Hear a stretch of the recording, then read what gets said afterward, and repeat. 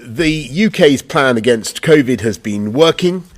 We've had the fastest vaccine rollout in Europe and now the fastest booster campaign in Europe, with almost 16.8 million boosters in people's arms. And though case numbers have remained relatively high, we're seeing falling hospitalizations and falling numbers of deaths.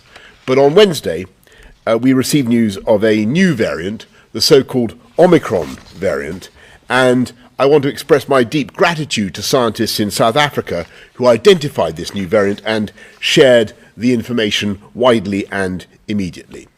This variant is spreading around the world, with 2 cases so far identified here in the UK. As always, I must stress this, as always with a new variant, there are many things that we just cannot know at this early stage. But our scientists are learning more hour by hour. And it does appear that Omicron spreads very rapidly and can be spread between people who are double vaccinated. There is also a very extensive mutation, which means it diverges quite significantly from previous configurations of the virus. And as a result, it might, at least in part, reduce the protection of our vaccines over time. So we need to take targeted and proportionate measures now as a precaution while we find out more. And first, we need to slow down the seeding of this variant in our country. We need to buy time for our scientists to understand exactly what we're dealing with, and for us to get more people vaccinated and, above all, to get more people boosted, as well as to help our NHS prepare in what is already a challenging winter. So yesterday we took steps to protect the UK against the variant coming here from southern African countries, and earlier today added 4 more countries to the red list. But we now need to go further and implement a proportionate testing regime for arrivals from across the whole world.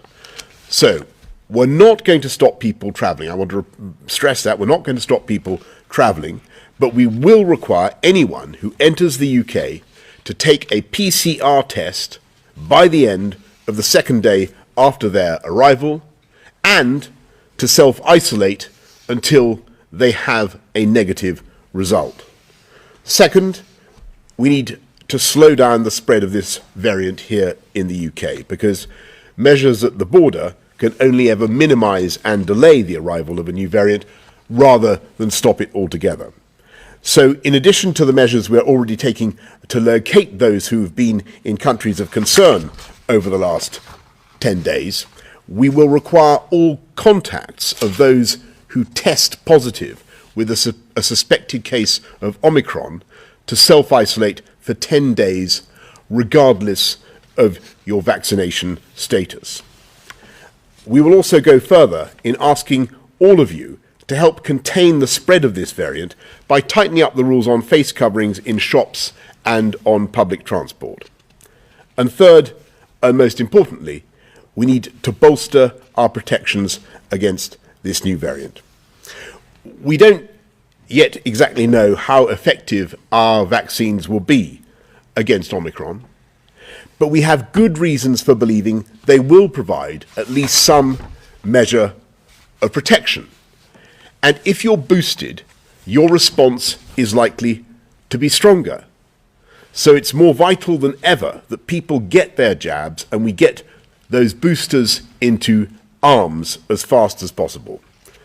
So from today, we're going to boost the booster campaign.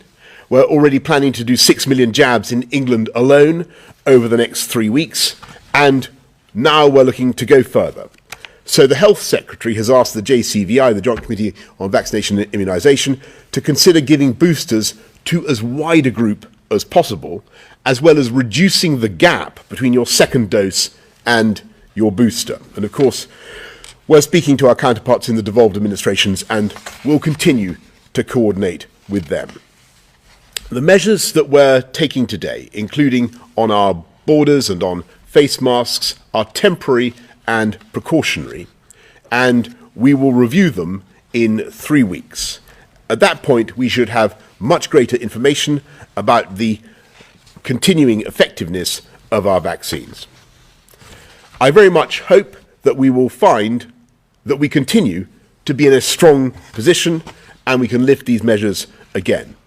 But right now, this is the responsible course of action to slow down the seeding and the spread of this new variant and to maximise our defences so that we protect the gains we've worked for so hard and so that we can continue to save lives.